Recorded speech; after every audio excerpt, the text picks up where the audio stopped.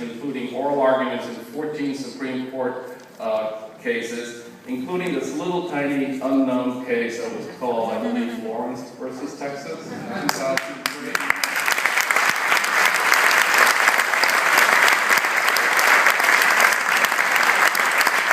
I have had the pleasure and honor to call him a friend and to introduce him many times before here in South Florida. You know, I always have to figure out, well, what am I going to say about Paul? He's got so many accomplishments every year. And who knows, maybe the next time I get to introduce him, I will be introducing him as the first openly gay Supreme Court Justice. Please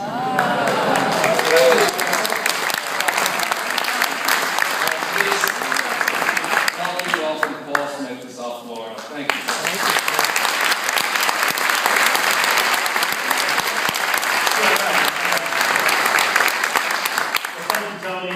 Thank you all for being here. It's a real pleasure to be back in Broward. I see so many friends from all those Bonnet House events I love to come down for every March from Lambda Legal.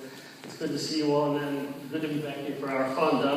At the risk of repetition, let me just start off by saying it is a very happy time for the movement. We just had a truly remarkably historic election, which saw the re-election of the most pro-equality president by leaps and bounds that we've ever had.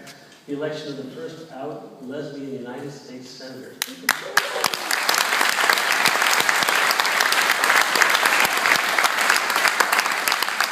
Tremendous progress in the House, both in terms of LGBT candidates and allies, and victories 4 for 4 in statewide marriage votes by the people of 4 different states. The first 4 we've ever won. So this was really remarkable, and I think let's just, before I introduce this great panel, we're going to get going. Let's just give a round of applause to the American people for a minute.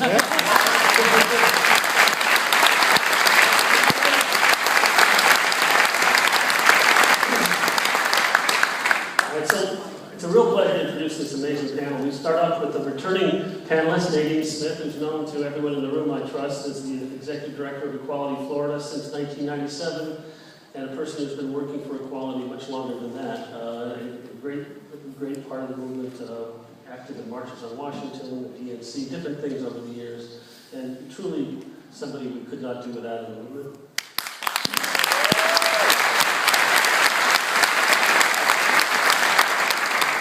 Chuck Wolfe, President and CEO, let me get this right, Gay and Lesbian Victory Fund and Institute. I've got to get all the technical, the Victory Fund, which is the organization in Washington and across the country which works to elect LGBT folks to office in the states and in Congress. His prior experience includes 7 years working for a governing mayor with Governor Childs down here in Florida.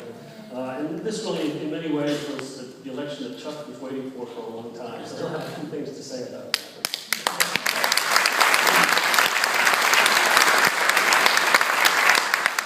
My immediate right is Leslie Gabel-Brett, who's here representing Lambda Legal and replacing Kevin Cathcart, who had some surgery.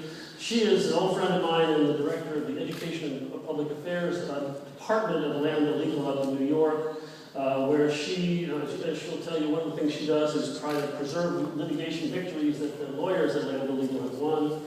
And she's been active in both women's rights and LGBT rights, primarily in Connecticut, before coming to Lambda for at least a quarter century. So she's a real hero as well.